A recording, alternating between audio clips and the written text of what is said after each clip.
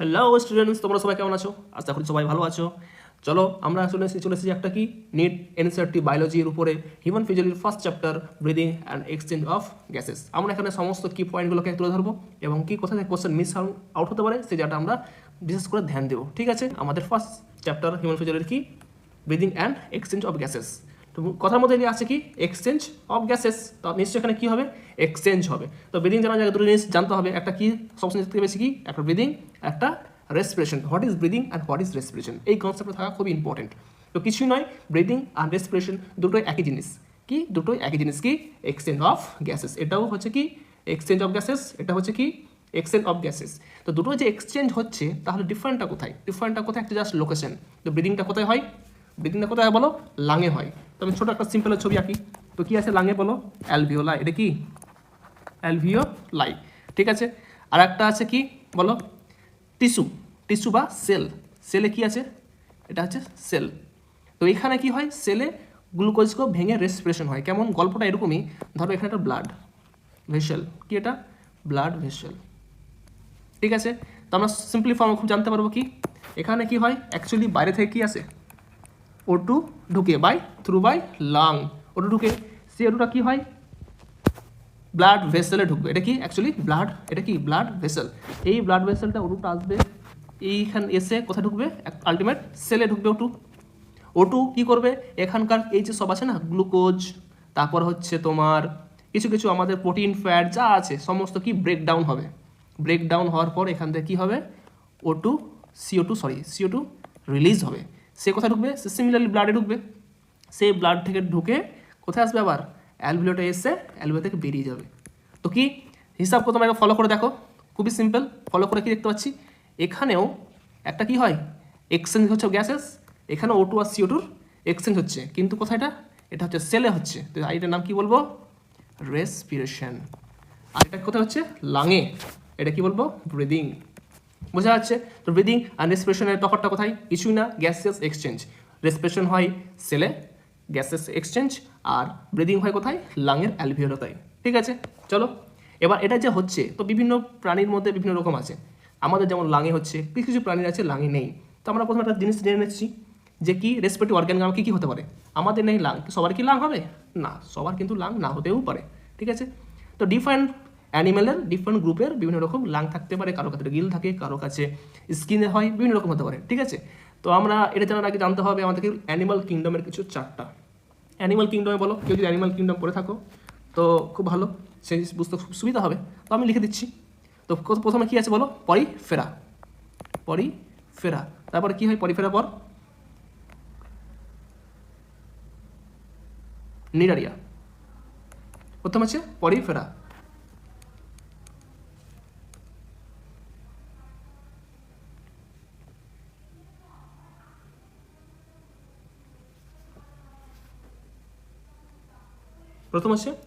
প্রথম হলো পরিফেরা, তারপর হচ্ছে কি নিডারিয়া। ঠিক আছে, সিএন নিডারিয়া। তারপরে বললে হবে না। তো অ্যানিমাল কিংডম পড়লে আমরা জানতে পারবো কি প্রথম হচ্ছে ইনভার্টিব্রেট। ঠিক আছে, ইনভার্টিব্রেট। ঠিক আছে, তারপর কি ভার্টিব্রেট আছে বা কডাটা থেকে কি আসবে? ভার্টিব্রেট। কি অ্যাকচুয়ালি ইনভার্টিব্রেট থেকে আছে? পরিফেরা থেকে পুরো পর্যন্ত একাইনোডার্মাটা অ্যানিমাল কিংডমের পরপর যখন পড়বে দেখবি পরিফেরা আছে, তারপরে নিডারিয়া আছে, তারপরে টিনোফোরা আছে, প্লাটাহেলমিনথেস, এভাবে করতে করতে পুরো একাইনোডার্মা পর্যন্ত পুরোটা কি বলা হয়? ইনভার্টিব্রেট বলা হয়। ভার্টিব্রেট করে থেকে কটাটার মধ্যে ভার্টিব্রেট পড়ছে। ঠিক আছে, এখান থেকে ভার্টিব্রেট। এরা অ্যাকচুয়ালি এদের যে মধ্যে প্রথম মেকে আছে, আমরা এটুকু জানতে পারবো যে স্পঞ্জ মানে পরিফেরা, তারপর কি সিলেন্ট্রেট মানে কি নিডারিয়া, ফ্ল্যাটম মানে অ্যানিডা। এরা কিসের মাধ্যমে করে? ডিফিউশন। ইম্পর্টেন্ট একটা কোশ্চেন, কিসের মাধ্যমে? ডিফিউশন। কোথা থেকে হয় এটা? Body surface. ইম্পর্টেন্ট, এটা আমার ধ্যান রাখবে অবশ্যই। তার মধ্যে আর্থওয়ার্ম আছে, তাদের কিন্তু আর্থওয়ার্ম মানে কিসের মধ্যে পড়ছে? অ্যানিলিয়ার মধ্যে পড়ছে। সেখানে কি আছে? ময়েস্ট কিউটিকল আছে। ইনসেক্টস, আর্থ্রোপোডা মানে কি? ইনসেক্টস। তো আর্থ্রোপোডার একটা পার্টের নাম কি হচ্ছে? ইনসেক্ট। তাদের কি আছে? নেটওয়ার্ক টিবিউল, মনে রাখবে, যেটা কি আছে? Tracheal tube. Important, network tube বা ট্রাকিয়াল টিউব। আমরা কেউ যদি কোনো আর্থওয়ার্ম পড়ে থাকো, এখন সিলেবাস হয়তো কমে নেই, আগে যারা পড়েছো বা রিপিটেড আছো তারা অবশ্যই জানবে যে তারা ট্রাকিয়াল ব্রিদিং দেখা যায়। তাই হয়েছে to transport atmospheric air within their body.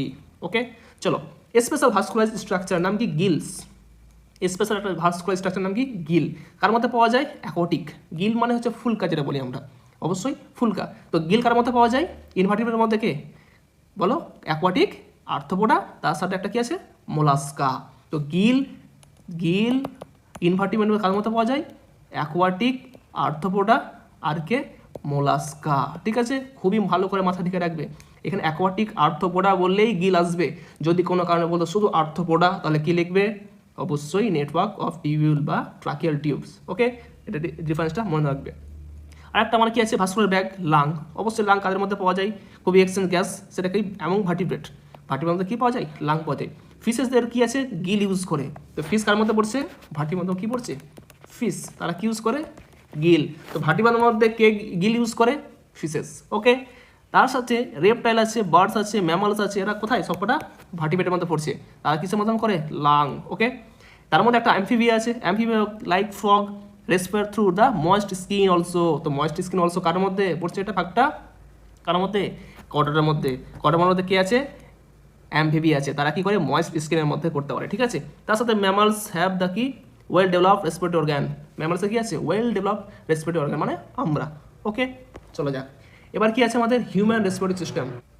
তো আমরা এতক্ষণ ভার্টিব্রেট ইনভার্টিব্রেটে কোথায় কিসের হয় মোটামুটি আমরা জেনে গেলাম। ঠিক আছে, এবার আসবে আমাদের কি? হিউম্যান। আসলকে হিউম্যান, আসল জানা হচ্ছে কি? হিউম্যান। হিউম্যানের ক্ষেত্রে কি রেসপিরেটরি নাকি আমাদের লাং। কি বলো? লাং। তো লাঙে যে যাবে গ্যাসেস এক্সচেঞ্জটা হবে কোথায়? লাঙে। হ্যাঁ, আমরা তা বলে দিই, এই যে ওয়ার্ডটা চ্যাপ্টারটা কিসে আছে? ব্রিদিং, মানে কি? লাঙের উপর যে এক্সচেঞ্জ অফ গ্যাস, সেটা হচ্ছে ব্রিদিং। ওকে, তো অ্যাকচুয়ালি আমরা গ্যাসেস এক্সচেঞ্জটা হচ্ছে আমাদের লাঙের থ্রুতে। কী মেকানিজম হচ্ছে সমস্ত চ্যাপ্টারটা এখানে আছে। ঠিক আছে, দেখো অর্গানের নাম কি, মেকানিজমটা আছে, এক্সচেঞ্জ অফ গ্যাস আছে, ট্রান্সপোর্ট অফ গ্যাস আছে, রেগুলেশন অফ রেসপিরেটরি, আর লাস্টে ডিসঅর্ডার। এই নিয়ে আমরা আলোচনা করবো। তো আপাতত কি আসছে এখানে? Human respiratory system. এখানে কি আছে? অ্যাকচুয়ালি কিছু নাই। আমাদের প্রথমে আমরা সবাই জানি হিউম্যান রেসপিরেটরি অর্গানের নাম হচ্ছে লাং। সে লাঙে যাওয়ার আগে আমাদের বেশ কিছু পথ অতিক্রম করতে হয়। ঠিক আছে, তো কি? পেয়ার। অবশ্যই আমরা জানি কি আছে? এক্সটার্নাল, মানে বাইরের। Nostril opening out above the upper lip. আমাদের আপার লিপ মানে উপরে যে ঠোঁট, তার উপরে এক্সটার্নাল কি? নস্ট্রিল আছে। ওকে, লিডস টু ন্যাসাল চেম্বার। তো কি? প্রথমে এক্সটার্নাল নস্ট্রিল দিয়ে কোথায় যাচ্ছে? ন্যাসাল চেম্বারে। ওকে, মনে রাখবে দ্য প্যাসেজ, এটা কি বলে? যেটা হচ্ছে ন্যাসাল প্যাসেজ। তো এক্সটার্নাল নস্ট্রিল থেকে ন্যাসাল চেম্বার যাচ্ছে কিসের মাধ্যমে? ন্যাসাল প্যাসেজের মাধ্যমে। তো ন্যাসাল চেম্বার ওপেনস ইন্টু ফ্যারিংস। এটা কোথায় ওপেন হচ্ছে? ফ্যারিংস। ওকে, সে ফ্যারিংসটা কি আছে? সেটা কি actually common passage of food and air. এখান থেকেই কি হয়? একটা দিকে যায় ট্রাকিয়া রাস্তা, একটা কি? খাবারে বলতে ইসোফ্যাগাস। ওকে, তো মনে রাখবে যে খাবার যে যায়, এই যে এয়ারটা যায় প্রথমে এক্সট্রা নস্ট্রিল, তারপরে যাবে ন্যাসাল প্যাসেজের মাধ্যমে ন্যাসাল চেম্বার, তারপর ফ্যারিংস। ফ্যারিংসটা কি? একটা কমন প্যাসেজ, একটা কমন প্যাসেজ। কমন প্যাসেজটা কেমন বলতে বোঝাই? আমরা যে মুখে খাবারটা খাই, খাবারটা খাওয়ার পিছনে কি আছে? দুটো রাস্তা আছে। এই যে নাক, এটা কি? নাক। এটা মুখ। তো মুখ দিয়ে খাবারটা খাওয়ার পরে এই যে এটা হচ্ছে খাদ্যনালী, খাদ্যনালীতে যাবে। আর এই অংশটা কি বলা হয়? ফ্যারিংস। ফ্যারিংসে কি হয়? Common passage. দেখো এখানে একটা রাস্তা, এইদিকে একটা রাস্তা। এই যে নিঃশ্বাসটা যায় কোন দিকে? আমি যে আলাদা কালার করি, এই নিঃশ্বাসটা যায় এই রাস্তাতে, আর খাবারটা যায় এই রাস্তাতে। ঠিক আছে, বুঝতে পারা গেল? আমি সব ক্লিয়ার করে যদি ভালো করে বুঝতে পারা যায়, তো কী করবো? যে এই যে নিঃশ্বাসটা যাবে, কালারটা একটু চেঞ্জ করি, নিঃশ্বাসটা যাবে এই রাস্তাতে, আর খাবারটা যাবে এই রাস্তাতে। দেখো এটা কমন প্যাসেজ, এটা হচ্ছে ফ্যারিংস। ওকে, সেই জন্য বলা হয়, তো প্রশ্ন যদি পড়ে কমন পোর্শন, যেখানে কি প্যাসেজ বললে কি বলবে? ফ্যারিংস হবে। Okay, pharynx opens through the larynx. ফ্যারিংসের পরে কি আসবে? ল্যারিংস। তো প্রথমে দেখো এক্সট্রা নস্ট্রিল, নাসাল প্যাসেজ, তারপরে ন্যাসাল চেম্বার, ফ্যারিংস, তারপরে ল্যারিংস। খুব ইজি, চাপ নেওয়ার কিছু নাই, ধীরে সুস্থে পড়বে। লাইন বাই লাইন কোশ্চেনগুলো খুব ফলো করে রাখবে। ঠিক আছে, তো এবার কি হবে? ল্যারিংসের রিজিয়নে কি আছে? ল্যারিংসের পরে যাবে ট্রাকিয়া, মানে এরপরে ল্যারিংস, তারপরে ট্রাকিয়া। এই ট্রাকিয়া আছে কি? আসল চেম্বার, আমার আসল নালী কি? শ্বাসনালী। টাকিটা হচ্ছে আসল শ্বাসনালী, আর এটা কি বলে? খাদ্যনালী বা ইসোফ্যাগাস। ওকে, তো ল্যারিংস ইজ কার্টিলেজিয়াস। ইম্পর্টেন্ট কোশ্চেন, এখানে কোনো বনি নাই, সব কিছুই কার্টিলেজ, মানে সব কার্টিলেজ। ঠিক, ওকে। বক্স, যেখানে কি হয়? সাউন্ড প্রোডাকশন হয়। কি হয়? ইম্পর্টেন্ট, সাউন্ড প্রোডাকশন হয়। তুমি ছোটো করে দিই, একটু বড় করে যদি আমি এই করি, তো কি একটা সাউন্ড প্রোডাকশন, বা কী বলে? সাউন্ড বক্সও বলা হয়।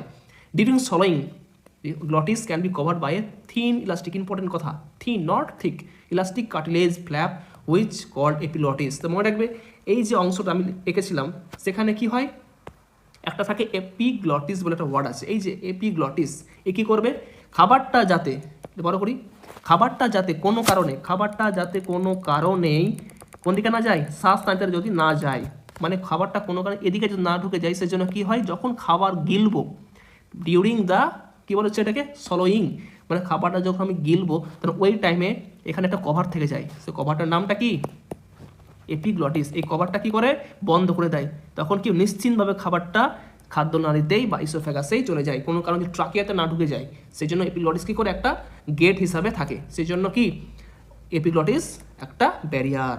ওকে, এটা কী ধরনের, এই দুটো ক্যারেক্টার নাম আছে, তিনটে ক্যারেক্টার, একটা থিন, একটা ইলাস্টিক, একটা কার্টিলেজিয়াস। ঠিক আছে, মনে থাকবে সবসময় thin, elastic and কার্টিলেজিয়াস, 1 number 2 number and 3 নম্বর। ওকে, তো চলো আমরা এটুকু জেনে গেলাম এপিগ্লটিস সম্বন্ধে। আর কি জানা যায়, লেখাও আছে prevent entry the food into the larynx, মানে কি, এরপরে এন্ট্রি দ্য ল্যারিংসে যাতে কোনো কারণে না ঢুকে যায়। তো ল্যারিংস আমরা সহজে জানতে পারি, দেখবে যে গলাটা যখন উঁচু করবে তখন একটা বাইরের দিকে যে ত্রিকোণের মতন বেরিয়ে থাকে গলাটা দেখতে পাওয়া যায়, যারা পাতলা মানুষ তাদের খুব মানে এটা স্পষ্ট, সেটা হচ্ছে একটি ল্যারিংস বা ভোকাল বক্স। ওকে, তো ট্রাকে ইজ স্ট্রেট টিউব, অবশ্যই জানি আমরা, স্ট্রেট একটা extending up to mid thoracic cavity.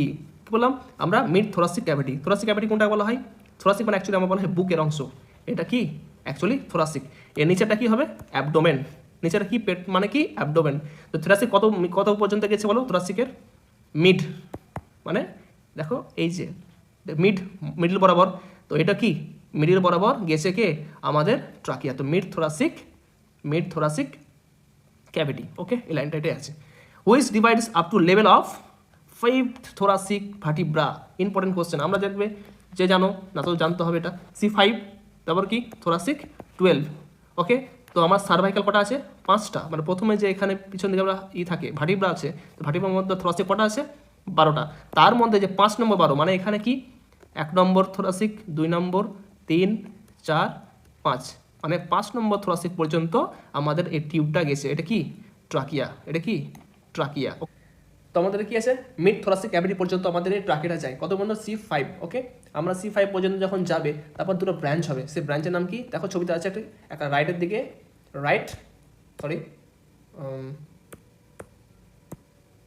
রাইটের দিকে রাইট, আর এটা কি লেফটের দিকে লেফট প্রাইমারি ব্রঙ্কি। তো কি আসছে ছবিতে হিসাব মতো, তো ন্যাচারালি প্রথম যাবে একদম একটা ট্রাকিয়া 5th থোরাসিক পর্যন্ত, তারপর একটা কি একটা মানুষের যদি রাইট সাইড হবে, এটা আমার একটা লেফট সাইড, আমার দেখো এই যে মানুষটা আছে সেটা আমার সামনে কি, এটা ওর রাইট সাইড, এটা ওর লেফট সাইড।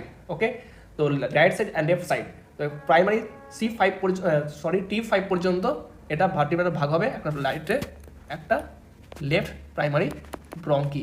এরপরে কি আবার যে শাখা প্রশাখা হবে সেটা কি বলা হয়, সেকেন্ডারি ব্রঙ্কি। তারপরে শাখা প্রশাখা হবে তার কি বলা হয়, এটাকে টার্সারি ব্রঙ্কি।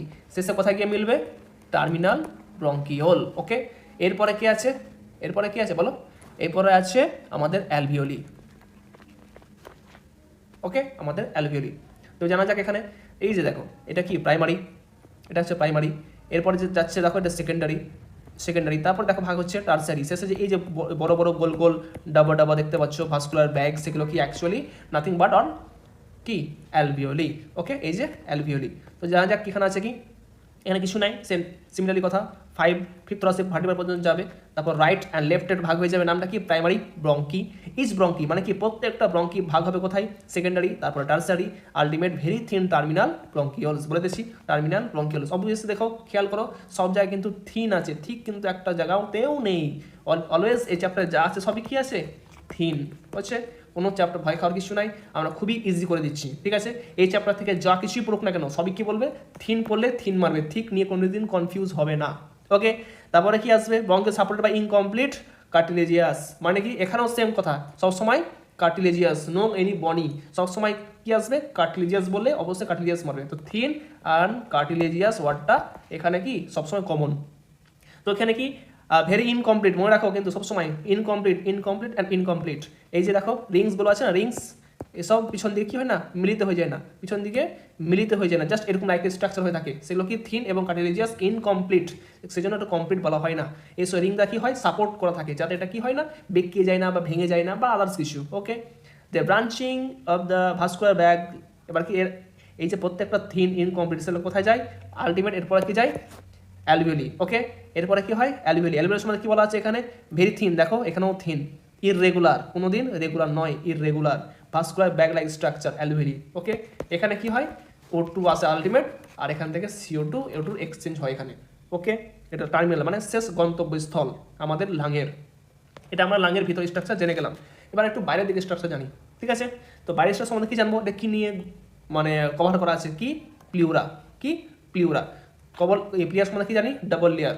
ওকে, তো প্লিয়ার কয় লেয়ার, ডাবল লেয়ার, ভিতরে কি থাকে, পিউরাল ফ্লুইড, টিস্যুর ফ্লুইড থাকে, পিউরাল ফ্লুইড। কাজ কি, ঘর্ষণ, মানে আমাদের শ্বাস প্রশ্বাস নিয়ে তখন লাংটা কখনো হয় আপ অ্যান্ড ডাউন হয়, যে কারণে কখনো ফুলে আবার কখনো চুপসে যায়। যে ফুলা আর চুপসানোর জন্য যে এই দুটো লেয়ারের মধ্যে যাতে কোনো রকম ঘর্ষণ না হয়, সেটাকে কি হয়, কমায় কে, আমাদের এই পিউরাল ফ্লুইড। ওকে, তো হিসাবে তুমি বলো যে আউটার প্লিউরাল মেমব্রেন কার সাথে কন্ট্যাক্ট করা থাকে, অবভিয়াসলি থোরাসিক, মানে আমি বলেছিলাম প্রথমেই এটা থোরাসিক বলছে এই স্ট্রাকচারটাকে, বুকের স্ট্রাকচার, তো কি ডাইরেক্ট বুকের সাথে কন্ট্যাক্ট করে থাকছে কে, আউটার। আর ইনারটা করে থাকে বলো, ইনার পিউরাল মেমব্রেনটা করে থাকে লাং সারফেস, ভিতরে কি আছে, লাং। ওকে, এই দেখো পিউরাল মেমব্রেন, ভিতরটা কি লাংয়ের সাথে ডাইরেক্ট কন্ট্যাক্ট করা আছে। ওকে, তো কে কার সাথে কন্ট্যাক্ট করা আছে জিনিসটা ক্লিয়ার হলো। ওকে, এরপরে কি আছে আমাদের, এরপর স্টার্টিং পার্ট, আমাদের পার্ট অফ স্টার্টিং কোথা থেকে স্টার্টিং করেছিলাম, একটু আগে খেয়াল করো, স্টার্ট করেছিলাম আমরা পুরোপুরিভাবে এক্সটার্নাল নস্ট্রিল। ওকে, তো এক্সটার্নাল নস্ট্রিল থেকে কি আসবে বলো, ন্যাসাল প্যাসেজের থ্রুতে ন্যাসাল চেম্বারে আসবে, ন্যাসাল চেম্বার থেকে আসবে ফ্যারিংস, ফ্যারিংস থেকে কোথায় আসবে আমাদের ল্যারিংস, ল্যারিংস থেকে কোথায় আসবে আমাদের ট্রাকিয়া, ট্রাকিয়া থেকে আসবে প্রাইমারি, তারপরে সেকেন্ডারি, তারপরে টার্সারি, তারপর টার্মিনাল ব্রঙ্কিওল, उसके बाद क्या অ্যালভিওলি। মনে থাকলো এই যে পুরোটা কি স্টার্টিং পয়েন্ট এখান থেকে শুরু। তো দেখো লাইনটা কেমন করা আছে, ভেরি ভেরি ধ্যান সে, কি বললাম, ভেরি ভেরি ধ্যান সে। তো starting part starting from the external nostril, এখান থেকে শুরু করে একদম টার্মিনাল ব্রঙ্কিওল পর্যন্ত, মানে এত দূর পর্যন্ত টার্মিনাল ব্রঙ্কিওল, কালারটা এখন চেঞ্জ করলে কি হবে, এত দূর পর্যন্ত এই যে পুরো পথটা, এটা কি বলা হয়, কন্ডাক্টিং পার্ট বলে, কি বলে, কন্ডাক্টিং পার্ট। এগুলোই মানুষ ভুল ভাল করে, যে জায়গাটা মানুষ ধরতেই পারে না যে কোশ্চেনটা কী করে আসছে, সেই জন্য অ্যান্সারই বহুত কঠিন লাগে। দেখা গেল এই জায়গাটা কন্ডাক্টিং পার্ট, আরেকটা আছে কি রেসপিরেটরি বা এক্সচেঞ্জ পার্ট, কোথায় হিসাব, এরপরে কি আসবে, অ্যালভিওলার সাথে কার ডিফিউশন হয়, ব্লাড ভেসেল বা অ্যালভিওলার ডাক্ট। এই যে দেখো এরপর লাইনটা কি, অ্যালভিওলি আর দেয়ার ডাক্ট, অ্যালভিওলি এবং তার যে ডাক্টগুলো আছে, ডাক্ট মানে কি এখানে ব্লাড ভেসেল, এটাকে কি বলা হয়, এটা কি, এটা হচ্ছে রেসপিরেটরি বা এক্সচেঞ্জ পার্ট। কি বললাম, এটা হচ্ছে রেসপিরেটরি পার্ট বা এক্সচেঞ্জ পার্ট, কারণ কি এখানে CO2 আর O2 এক্সচেঞ্জ হয়। তো জানা গেল, তো কন্ডাক্টিং পার্ট কোথায় কত দূর বলো, কন্ডাক্টিং পার্ট কোথায় কত দূর, এক্সটার্নাল নস্ট্রিল থেকে টার্মিনাল ব্রঙ্কিওল, আর রেসপিরেটরি পার্ট বা এক্সচেঞ্জ পার্ট কোথায় কত দূর, অবভিয়াসলি অ্যালভিলাই প্লাস অ্যালভিলার যেসব ব্লাডগুলো আছে বা ব্লাড ভেসেল, ব্লাড যে ভেসেল, সেগুলো কি বলা হয়, রেসপিরেটরি বা এক্সচেঞ্জ পার্ট। ওকে, জানা গেল। তো এখানে কি হয়, এবার কাজ আছে, কন্ডাক্টিং পার্টের কাজ কি, এই কন্ডাক্টিং পার্ট বা এই যে পার্টটা আছে কাজ কি, বেশ কয়েকটা কাজ আছে। এক নম্বর কাজ according to NCERT, atmospheric air বা বাইরের যে অ্যাটমসফিয়ার মানে কি, বাইরের যে এয়ারটা কি বলা হয়, অ্যাটমসফিয়ারিক এয়ার, সেখান থেকে এয়ারটা কোথায় আসবে, এখান থেকে এটা নিয়ে আসা বা ক্যারি করা, এক নম্বর কাজ। সেকেন্ড কাজ কি, ক্লিয়ার দ্য ফরেন পার্টিকেল, বাইরের যে বাজে বাজে পার্টিকেলগুলো আছে যেগুলো আমাদের শরীরের কাছে ক্ষতিকারক বা আমাদের দরকার নেই, সেগুলো কি করবে, আটকে রেখে দেবে, জায়গায় জায়গায় কি হবে, আটকে রেখে দেবে। দেখবে নাকের যে অনেক কি থাকে, ছোট ছোট লেয়ার হেয়ার থাকে, হেয়ার বা লোম থাকে, যেটা কি করে বাইরের যে বাজে বাজে পার্টিকেল ওখানে আটকে দেয় বা ফিল্টারিং হিসাবে কাজ করে। তারপর কি হিউমিডিফাইজ, তারপর কি body two air temperature, very important, 4 নম্বরটা কেউ মুখস্থ থাকে না, বডি টেম্পারেচারের উপরেও ধ্যান দেয় কে, কন্ডাক্টিং পার্ট। ওকে, তো রেসপিরেটরি পার্ট কি, এর কাজ কি তাহলে হিসাব হতে হবে, অবভিয়াসলি এখানে এক্সচেঞ্জ হয়, মানে O2 আর CO2 এক্সচেঞ্জ হতে সাহায্য করে। দেখো সেটা লেখা আছে ডিফিউশন, হুইচ প্রসেসের নাম কি, diffusion process, very very important, diffusion process. Okay, O2 আর CO2 এর মধ্যে কি হয়, এক্সচেঞ্জ হয়। ওকে, আমরা এটুকু জেনে গেলাম। আবার এবার জানবো কি, আমাদের লাংয়ের আশপাশে কে আছে, লাংয়ের আশপাশে কে আছে এই ব্যাপারটা জানবো। কি লাংয়ের আশপাশে কে আছে? ধরো এটা লাং আঁকছি, এটা একটা মানুষের মাথা, এটা চোখ মানে এদিকে ফার্স্ট সাইড, এর পিছনকার সাইড। পিছন সাইড কি বলে? Obviously dorsal side. কি বলে? ডরসাল। সামনে কি বলে এটাকে? Ventral side. নিচেটা লোয়ার সাইড বলে বা পোস্টিরিয়র পার্ট, এটাকে অ্যান্টিরিয়র পার্ট। ওকে, তো কোথায় কি আছে আমরা জানবো। পিছন এটা কি actually lung is situated the thoracic chamber. কোথায় আছে? অ্যাবডোমেন আর থোরাসিক। অবভিয়াসলি এই জায়গাটা কি বলা হয়? Thoracic chamber. ওকে, তো থোরাসিক চেম্বারে কি হয়? অ্যাবডোমিনালি এয়ারটাইট চেম্বার অবভিয়াসলি আমরা জানি। ফ্রম ডরসালি, ডরসালি কি আছে? ভার্টিব্রা আছে। লোকোমোশন মুভমেন্ট চ্যাপ্টারটা পড়লে খুবই সুবিধা হবে। পিছন দিয়ে কি আছে? ডরসালি, ভার্টিব্রা। ভেন্ট্রালি কি আছে? শক্ত করে আমাদের বুকে কি আছে দেখো? স্টারনাম আছে। অবভিয়াসলি কি আছে ওটা? সামনের দিকে স্টারনাম। স্টারনামের দিকে কি 12, এদিকে 12, ওদিকে 12, কি গেছে? রিবস। এটা কি বলা হয়? Laterally side. তো ল্যাটারালি সাইড কি আছে? আমাদের রিবস। আমরা বুকে হাত দাও, দেখো অনেকগুলো হাড্ডি আছে। ওকে, ওগুলো বলা হয় রিব বলা হয়। লোকোমোশন মুভমেন্ট চ্যাপ্টারটা পড়লে এই জায়গাটা পুরোটাই ইজি হয়ে যাবে। জাস্ট এখন মনে রাখার চেষ্টা করো, লাইনটা পড়ো, খুব ইজি হবে। আর লোয়ার সাইডে কি আছে? ডোম শেপের ডায়াফ্রাম, ভেরি ইম্পর্টেন্ট। নিচের দিকে আছে ডায়াফ্রাম, সেটা কি? ডোম শেপেড। এটাই খুব ইম্পর্টেন্ট। ডোম শেপেড মানে কি? জাস্ট লাইক দ্যাট, এরকম আকৃতির ডোম হয়ে আছে। ওকে, আর thoracic cavity reflex the lung cavity such arrangement essential for breathing. এই যে স্ট্রাকচারটা না থাকলে আমাদের লাং কি হবে না? আপ অ্যান্ড ডাউন হবে না, বাইরে থেকে আর ভিতর থেকে কন্ট্যাক্টও হবে না। ওকে, এই যে আমরা জানলাম এতক্ষণ ধরে কোথায় কি লাং ইয়ারের যে প্যাসেজ, রাস্তাটা কি আছে, কোন রাস্তার কি কাজ, কোথায় হয় তার সম্বন্ধে জেনে গেলাম। সে কি কি, তার আশপাশে কি আছে সবই জেনে গেলাম। কাজটা কি কি হয়? ফাংশন বা মেকানিজম। মেকানিজমে কি হয় অ্যাকচুয়ালি দেখো, মেকানিজম কি হয় অ্যাকচুয়ালি দেখো কি হয় এতে? Breathing and pulmonary ventilation of the air atmospheric between the drawn and CO2 rich alveolus sac is release out. কি হয় অ্যালভিওলাতে? বলো, অ্যালভিওলাতে কি হয় অ্যাকচুয়ালি? কি রে অ্যালভিওলাতে কি হয়? অ্যালভিওলাতে atmospheric air is drawn and CO2 rich alveolus sac is release out. এখানে CO2 বেরিয়ে যায়, ব্রিদিং হয় তখন। Okay, diffusion gases alveolar cross alveolar membrane. Obviously অ্যালভিওলাই এবং ব্লাড ভেসেলের মধ্যে ডিফিউশন হয়। Transport gases by the blood. এই গ্যাসটা কোথায় যায়? ট্রান্সপোর্ট হয়। ওকে, কোথায় হয়? আপ টু টিস্যু পর্যন্ত। সেখানেও কি হয় বলেছিলাম ডিফিউশনে? এটা ধরো টিস্যু বা টিস্যু সেল, টিস্যুতে কি হয়? O2 ঢুকলো, CO2 বেরোলো, সেটাও কি প্রসেস? সেটাও diffusion process. This also diffusion. আর utilization of O2 by the cell, এই O2টা কি হয়? ইউটিলাইজড হলো। ঠিক আছে, ক্যাটাবলিক রিয়াকশন। ক্যাটাবলিক রিয়াকশনে কি হয়? গ্লুকোজ, ফ্যাটি অ্যাসিড, প্রোটিন এগুলোকে ভাঙে, কমপ্লেক্স ফর্ম থেকে সিম্পল ফর্মে নিয়ে আসে এবং শেষে CO2 বেরোয়। Cellular respiration is default. Okay, CO2 বেরিয়ে যাবে, আবার ব্লাডের মধ্যে যাবে, আবার অ্যালভিওলাতে চলে যাবে, পৌঁছে যাবে। Okay, this caught one type of circulation. এইভাবে আমাদের কি চলছে? পুরো বডিতে সবসময় 24 ঘন্টা চলছে। এটা কি বলা হয়? অবশ্যই বলেছিলাম respiration. This called breathing. Okay, এবার আসবো mechanism of the breathing. Breathing আমাদের কীভাবে ঘটনা ঘটছে সেটা সম্বন্ধে। তো মেকানিজমটা অবশ্যই আমরা সব ভাই জানি, তোমরাও করছো, আমি 24 ঘন্টা করছি কি? একবার শ্বাস নিচ্ছি, একবার শ্বাস ছাড়ছি।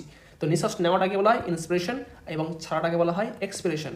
তো ছাড়া আর নেওয়া এর কাটা আমাদের কাজ নয়। ভিতরে এমন একটা মেকানিজম তৈরি করা আছে যেখানে কি নেওয়া ছাত্র একসাথে ঘটনাটা ঘটছে। কীভাবে ঘটছে সেটা জানা যাক একটু।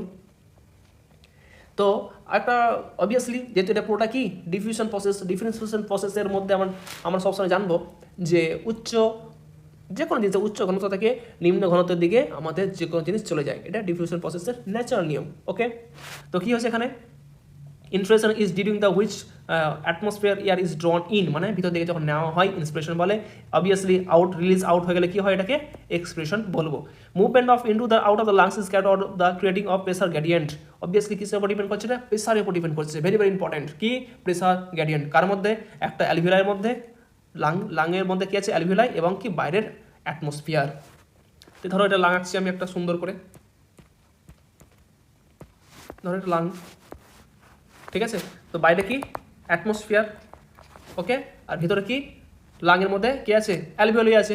তো বাইরে যদি প্রেশারটা যদি হাই থাকে, এটা যদি লো থাকে, তো কি আসবে?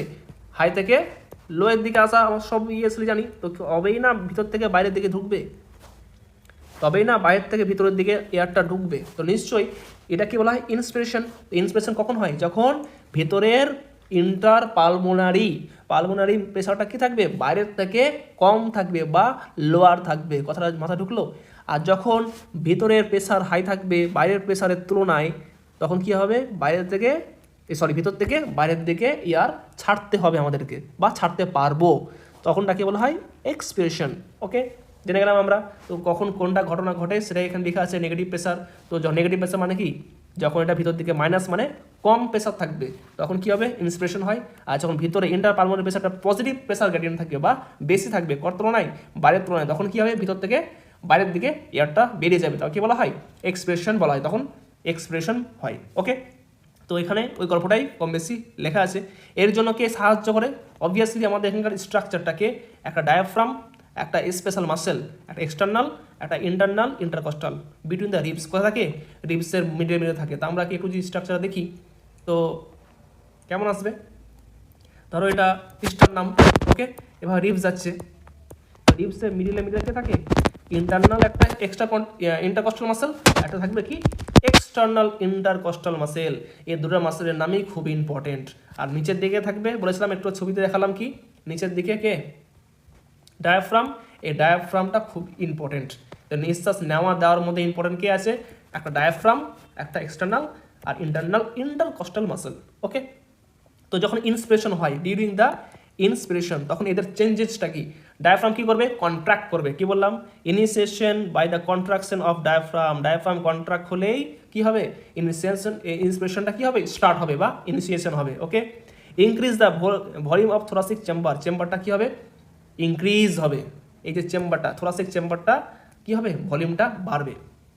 দেখুন দিকে anterior and posterior Axis, anterior মানে কি উপর দিকে এবং নিচের দিকে, অ্যান্টেরিয়র অ্যান্ড পোস্টেরিয়র অ্যাক্সিস। তো কাজটা কার কি করছে, ডায়াফ্রাম, বুঝা গেল। আরেকটা কি আছে, contraction of internal intercostal muscle lifts up and ribs.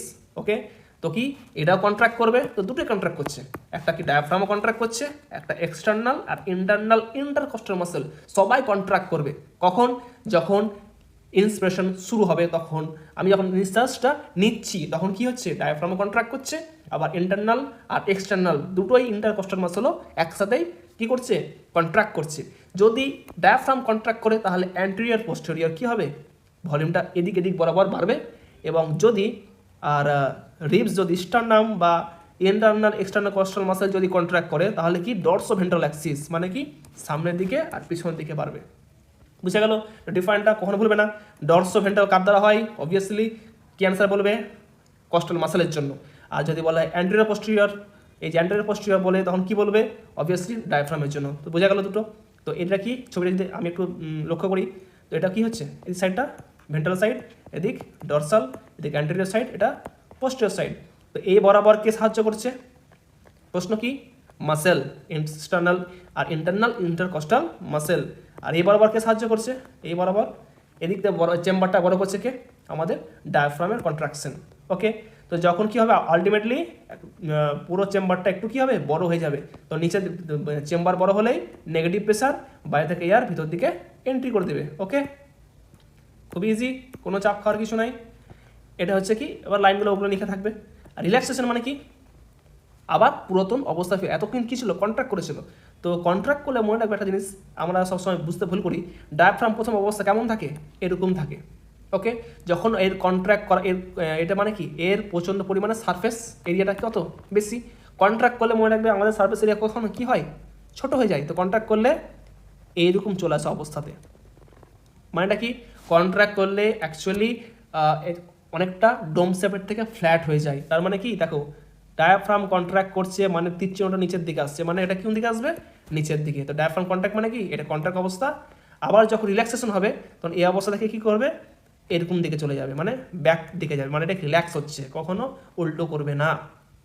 তো রিল্যাক্সেশন অফ দ্য কি, অবভিয়াসলি এতক্ষণ নেওয়ার জন্য যেগুলো কন্ট্রাক্ট করেছিল সেগুলো কি, এখন যদি আবার রিল্যাক্সেশন হয় তাহলে কী হবে, ভিতরের প্রেশারটা বেড়ে যাবে বাইরের তুলনায়, এবং কী হবে, এক্সপ্রেশন হবে। তো ইন্সপিরেশন আর এক্সপ্রেশন প্রসেসটা একে অপরের অপোজিট, ঠিক আছে, এটাই আছে এখানে। আর একটা ভেরি ভেরি ইম্পর্টেন্ট লাইন যেটা আমরা কখনো মিস করে যাই, যে কখনো উই হ্যাভ, এই লাইনটা খুব ইম্পর্টেন্ট, সবসময় মানুষ ভুল করে, কেউ পড়ে না, আমি তোমাদেরকে পড়াচ্ছি, এটা ইম্পর্টেন্স কি, এই যে we have the ability to increase the strength of the inspiration and expression with the help of additional muscle of abdomen. লাইনটা কেটে যাচ্ছে, এই যে অ্যাবডোমেনের অ্যাডিশনাল মাসেল, এই লাইনটা ইম্পর্টেন্ট। আমরা ইনক্রিজ করতে পারি অ্যাবিলিটি অফ ইন্সপিরেশন আর এক্সপ্রেশনের কার দ্বারা, আমি আরও ইনক্রিজ করছি নিজের অ্যাবিলিটি কার দ্বারা, additional muscle in the abdomen. Abdomen কোনটা? থোরাসিক চেম্বার, আমাদের পেটের অবস্থা, যে পেটের যে অংশটা স্টোমাক যেখানে আছে এটাকে অ্যাবডোমেন এলাকা বলে অ্যানাটমিক্যালি, ঠিক আছে। তো অ্যাবডোমেনের যে মাসেলগুলো আছে সেখান থেকে আমরা কী করতে পারি? ইন্সপিরেশন আর এক্সপ্রেশনের হারটা আরও বাড়াতে পারি, স্ট্রেংথটা, এটাই বলা আছে, ঠিক আছে। আর এটা খুব ইম্পর্টেন্ট, অ্যাভারেজ কতবার আমরা নিঃশ্বাস প্রশ্বাস ছাড়তে পারি? নেওয়া আর ছাড়া কত হলো? একটা হলো। আবার নেব আবার ছাড়বো, কটা হলো? দুটো। এভাবে আমি মিনিটে 12 থেকে 16 বার আমরা কী করতে পারি? ব্রিদিং করতে পারি বা নিঃশ্বাস প্রশ্বাস করতে পারি, ওকে।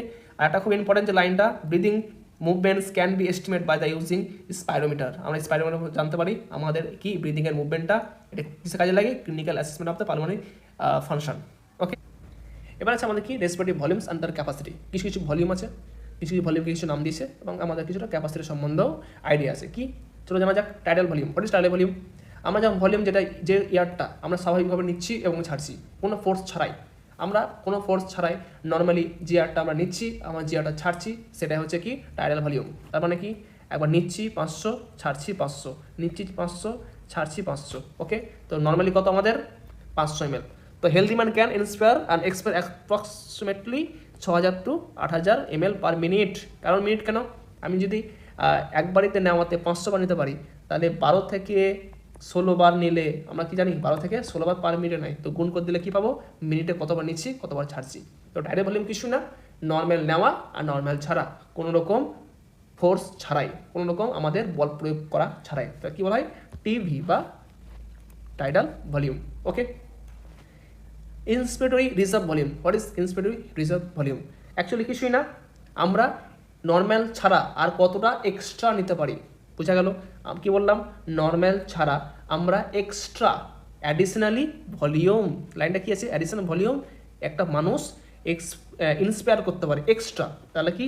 আমরা তো এটা নর্মাল নিচ্ছিলাম, তাহলে কি হবে? আমি এরপরে যে এক্সট্রা আমি যেটা নিতে পারবো সেটা কি অ্যাকচুয়ালি, এখান থেকে এটা কি হবে? ইন্সপিরেটরি রিজার্ভ ভলিউম। আমরা যখন জলে ডুব দিব তখন দেখবে এক্সট্রা যে আমরা নিঃশ্বাসটা নিয়ে জলে ডুব দিই, সে এক্সট্রাটা কী হচ্ছে? ইন্সপিরেটরি রিজার্ভ ভলিউম। তো ভলিউমগুলো খুব ইম্পর্টেন্ট, একটা 2500 থেকে প্রায় 3000 ml। তা আমরা কি আবার নর্মালি চলে এলাম, ঠিক আছে। তো নর্মালটা আমি এভাবে আসছি না, আবার নিচের দিকে আসলাম, ঠিক আছে। তো আবার কি ছাড়লাম, নর্মালি এলাম। তারপর কিছু ইন্সপিরেটরি রিজার্ভ ভলিউম মানে কি? আমি যা এক্সট্রা ছাড়তে পারি, আরও ছাড়ছি, অবভিয়াসলি 500 নিচ্ছি, 500 ছাড়ছি, আমি 500 ছাড়লাম, আরও ছাড়তে পারি, সে আরও এক্সট্রা যে ছাড়া যায়, সে এক্সট্রাটা কী হচ্ছে actually? Similarly expiratory reserve volume. তো এখান থেকে এটা কি বলছি তাহলে? এক্সপিরেটরি রিজার্ভ ভলিউম, ওকে। এটা কত? 1100 থেকে 1000 ml প্রায় হয়ে থাকে, ঠিক আছে। 11 থেকে 1000 থেকে 1100 ml হয়ে থাকে। আবার একটা কি আছে? Residual volume. কি বললাম? Residual volume. রেসিডুয়াল ভলিউম কি? আমরা ছাড়ার পরেও আমাদের যদি ভিতরে কি ছাড়ছি? অ্যালভিউলি। অ্যালভিউলের মধ্যে কি? আমরা এই যে এয়ারটা থাকছে, আমরা যদি সমস্ত এয়ার ছেড়ে দিই তাহলে কী হবে? অ্যালভিউলেটা চুপসে যাবে। তো কিছু পরিমাণ এয়ার, বায়ু সবসময় অ্যালভিউলেতে থাকে, ঠিক আছে। যতই আমাদের 100% ছাড়ার পরেও কিছুটা পরিমাণ এয়ার কি থাকে? সবসময় অ্যালভিউলেতে স্টোর থাকে। সে ওটুকু আমরা কোনো দিনও বের করতে পারবো না, যতই আমি ছাড়ি না কেন ওইটুকু অ্যালভিউলাই থেকে ওই এয়ারটুকু কখনো বেরোবে না। সেটা কি বলা হয়? Residual volume. তো বোঝা গেল নর্মাল নেওয়া দেওয়াটা কত? 500 ml ছাড়ছি, নিচ্ছি 500 ml ছাড়ছি, 500 ml নিচ্ছি 500 ml ছাড়ছি, আমি আরও এক্সট্রা নিতে পারো, মানে 500 থেকে আরও এক্সট্রা নিতে পারো, এটা কত? মোটামুটি তাকে বলা হয় ইন্সপিরেটরি রিজার্ভ ভলিউম। আমি এক্সট্রা যে ছাড়তে পারবো সেটাকে বলা হয় কি? Expiratory reserve volume. আর রিজার্ভ ভলিউম কোনটা? যেটা আমরা সমস্ত ফোর্সফুলি ছাড়ার পরেও যেটুকু আমাদের এয়ার থেকে যায় সেটা হচ্ছে রেসিডুয়াল ভলিউম। সেটা কত? 1100 থেকে 1200 ml, ওকে। এবার আসবো ক্যাপাসিটিতে। এবার কি? ক্যাপাসিটি। তো ক্যাপাসিটি কিছুই না, এগুলোর যে আমাদের ক্যাপাসিটি, সে ক্যাপাসিটিগুলোকে আমরা ভাগ করেছি এগুলোর মধ্যেই। কেমন ব্যাপারটা কি বলা যাক? দেখো কথার মধ্যে অ্যান্সার লুকিয়েছে। ইন্সপিরেটরি ক্যাপাসিটি মানে আমার একটা মানুষের ক্যাপাসিটি কাকে বলে? তাহলে আমি যদি বলি আমি কতটা নিতে পারবো এয়ার, তো কি আমার ন্যাচারালি টিভি নিতে পারবো, আবার এক্সট্রা আইআরবি নেওয়ার ক্ষমতা আছে। তো আমার একটা ব্যক্তির বা তোমাদের আমাদের ইন্সপিরেটরি ক্যাপাসিটি কোনটা হবে তাহলে? এই দুটোর যোগফলে কী হবে? ইন্সপিরেটরি ক্যাপাসিটি। তা 500 প্লাস কত? আইআরভি যোগ করলে কী পাবো? ইন্সপিরেটরি ক্যাপাসিটি। এটা আমার ক্যাপাসিটি ইন্সপায়ার করা, আমি একটা মানুষ সব থেকে ম্যাক্সিমাম কতটা নিতে পারবে, ওকে। আবার কি আছে? Expiratory capacity. তো হোয়াট ইজ এক্সপিরেটরি ক্যাপাসিটি তোমরা বলতে পারো। তো একটা মানুষ কতটা ছাড়তে পারে, তো টাইডাল ভলিউম ছাড়তে পারেই টিভি, তার সাথে ইআরভিও ছাড়তে পারে। তো কী হবে, এইখান থেকে এটু পর্যন্ত কী হবে, ইসি, বোঝা গেল? এটা আইসি, এটা ইসি। একটা মানুষ কতটা এক্সপায়ার করতে পারে, কতটা এক্সপায়ার করতে পারে, টিভি তো এক্সপায়ার করছি সবসময় তুমি আমি, আরও এক্সট্রা ইআরভি মানে এক্সপায়ার করতে পারে, মানে টিভি প্লাস ইআরভি। দেখো টিভি প্লাস ইআরভি, আর ওপরটা কী ছিল, ডি প্লাস আইআরভি। আবার কি বলছে, ফাংশনাল রেসিডুয়াল ক্যাপাসিটি। এটা কি রেসিডুয়াল ভলিউম। তো ফাংশনাল মানেটা কি, এফআরসি মানে কি, যে অ্যাকচুয়ালি মানুষের বডিতে ভিতরে, ঠিক আছে, ন্যাচারাল বাদ দিলে সবসময় ইয়ার কতটা থাকছে, এখানে ইয়ার দেখো রেসিডুয়াল ভলিউম থাকছেই, আবার সবসময় ইআরভিও থাকছে। এটা ধরো রেসিডুয়াল ভলিউম, আর এটা কি ইআরভি, আর আমরা এটা কি সে দেওয়া নেওয়া করছি টিভি। তো অ্যাকচুয়ালি আমাদের নর্মাল তো নিচ্ছি আমরা, যখন তখন তো মানে ফোর্সফুলি আমরা নিঃশ্বাস ছাড়ি না, তাহলে আমরা ফাংশনাল রেসিডুয়াল ক্যাপাসিটি তার মানে এটাই যে নর্মাল নিঃশ্বাস প্রশ্বাস বাদ দিয়ে, নর্মাল নিঃশ্বাস প্রশ্বাস বাদ দিয়ে আমাদের অ্যালভিওলিতে কতটা পরিমাণ এয়ার থাকে। তো ভাবো আমরা টিভি সবসময় নিচ্ছি, এটাতে আমরা কোনো কন্ডিশন ছাড়া তো এক্সট্রা ছাড়তেও যাই না আর এক্সট্রা নিতেও যাই না, তো আমরা কি অ্যাকচুয়ালি সবসময় থাকে কতটা, এটা হচ্ছে ইআরভি একদিকে, আর একটা কি রেসিডুয়াল ভলিউম। তো এটা কি হচ্ছে ফাংশনাল রেসিডুয়াল ভলিউম, কারণ এটা আমাদের সবসময় ভিতরে থেকে থাকে। ওকে, চল volume, sorry capacity, not volume, is called capacity. বুঝা গেল? ভাইটাল ক্যাপাসিটি মানে কি, ভাইটাল ক্যাপাসিটি কিছুই নয়, আমাদের একটা মানুষ ক্ষমতা কি আছে, তো তোমার আমাদের ক্ষমতা কতটা, তাহলে নিশ্চয়ই এটা আমরা আরভি কখনো আমরা কি করতে পারি না, টাচ করতে পারি না, যত চাই না কেন। সেজন্য আমরা আইসিও নিতে পারবো, আমরা টিভিও নিতে পারবো, আবার ইআরভিও নিতে পারবো। তো টোটালটা কি হলো আমাদের ভাইটাল ক্যাপাসিটি। ঠিক আছে, তো এখান থেকে এতটা কি ভাইটাল ক্যাপাসিটি, কারণ কি সমস্যা আমার আন্ডারে আছে। একটা মানুষের ক্যাপাসিটি, মেন ক্যাপাসিটি কতটা, আমরা আইআরবি আমি কন্ট্রোল করতে পারবো, টিভিও কন্ট্রোল করতে পারবো, ইআরভিও আমার ক্ষমতার মধ্যে, কিন্তু আরবি আমাদের ক্ষমতার মধ্যে নয়, ওটা আমাদের ক্ষমতার বাইরে। সেই জন্য ভাইটাল ক্যাপাসিটি হচ্ছে যেটা একটা মানুষ তার মধ্যে তাদের নিজস্ব ক্যাপাসিটি কোনটা, তার কী হচ্ছে ভাইটাল ক্যাপাসিটি কী হবে actually ERV, TV and IRV. Okay, আর টোটাল লাং ক্যাপাসিটি মানে কথার মধ্যে আছে টোটাল ক্যাপাসিটি কোনটা, টোটালটা সমস্ত কিছু যোগফলই হচ্ছে কি টোটাল লাং ক্যাপাসিটি। ওকে, এবার কি আমরা আসবো এক্সচেঞ্জ করবো। এবার অ্যাকচুয়ালি গ্যাসটা কীভাবে এক্সচেঞ্জ হয় সে সম্বন্ধে জানবো। কি আছে, অ্যালভিওলাই এবং primary side of the exchange of the gases. First এই লাইনটাই হচ্ছে কি আমাদের ইনসার্টিভ লাইন, যেটা হচ্ছে এক্সামে পড়ার মতো। কি আছে লাইনটা দেখো, বক্স কেন হচ্ছে না। Alveoli is the primary sites, প্রশ্ন 1 নম্বর 1 নিট নম্বর 1 কি প্রাইমারিকে আমাদের alveoli. Okay, exchange gas also ochre between blood and tissue, মানে রেসপিরেশন, প্রথমেই বলেছিলাম ব্লাড অ্যান্ড টিস্যু মনে করছে। O2 CO2 exchange in tissue side some simple diffusion, important line কিসের মধ্যে হয়, সিম্পল ডিফিউশনের মধ্যে হয়, বেসড অন প্রেসার গ্রেডিয়েন্ট বা কনসেন্ট্রেশন গ্রেডিয়েন্ট। জানি আমরা প্রেসার কনসেন্ট্রেশন গ্রেডিয়েন্টের জন্য হয়, এটা আমরা আগেও পেয়ে গেছি। আর একটা ইম্পর্টেন্ট আছে কি solubility of gases as well as thickness of the membrane, very very important.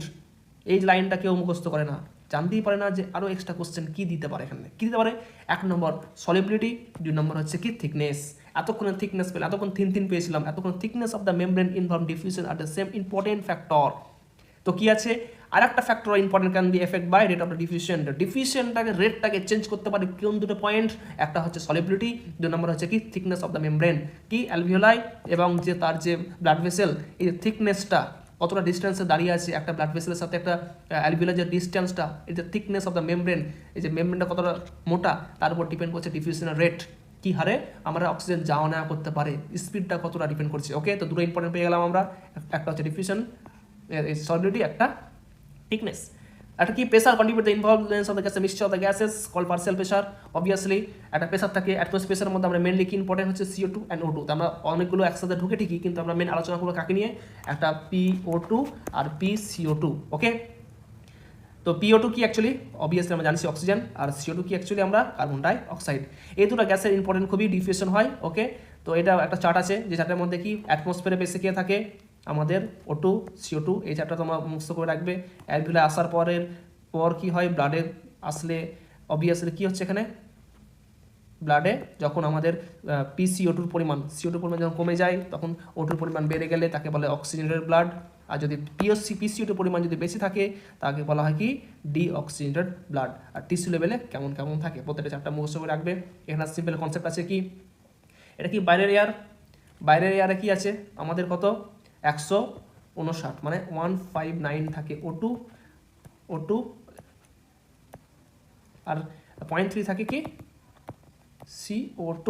ওকে, এটা বাইরে অ্যাটমসফিয়ারে। যখন দেখো এবার লাংয়ের, এটা অ্যাকচুয়ালি লাং, ওকে এটা অ্যাকচুয়ালি লাং, লাংয়ের মধ্যে কি আছে O2 104, CO2 40। তো এখানে অ্যালভিওলাই প্রথমে নেওয়ার টাইমে ইন্সপিরেশন হওয়ার পরে অ্যালভিওলাই কিসের পরিমাণ বেশি থাকে, O2 এর পরিমাণ বেশি থাকে। তারপর দেখো ডিফিউশন হলো কি প্রসেস, ডিফিউশন প্রসেস, কি প্রসেস, ডিফিউশন প্রসেস। এবার কি আসলো এখানের মাধ্যমে একটা দেখো অ্যালভিওলাই এবং ব্লাড ভেসেলের মধ্যে এক্সচেঞ্জ হলো, রক্তটা কোথায় আসবে, ডান অরিন্দ, সরি বাম, এটা কি বাম অরিন্দ, এরপরে কি বাম নিলয়, তারপরে পুরো কোথায় আসবে টিস্যু। দেখো এখানেও CO2 O2 এক্সচেঞ্জ হচ্ছে, এটা কি বলা হয় রেসপিরেশন, এটাকে বলা হয় ব্রিদিং। চ্যাপ্টারটা আমরা কি পড়ছি, এটাকে নিয়ে পড়ছি, ঠিক আছে। সেই জন্য আমরা লাংয়ের পুরো গল্প জেনে গেছি কোথায় কি আছে না আছে।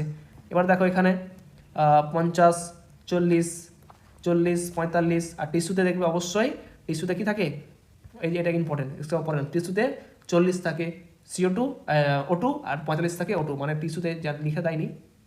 তো টিস্যুতে কী হবে, এখানে আমরা যদি লিখি PO2 থাকে 40, CO2 থাকে 45, তার মানে হিসাব মতো কি এটা আর এটা সমান।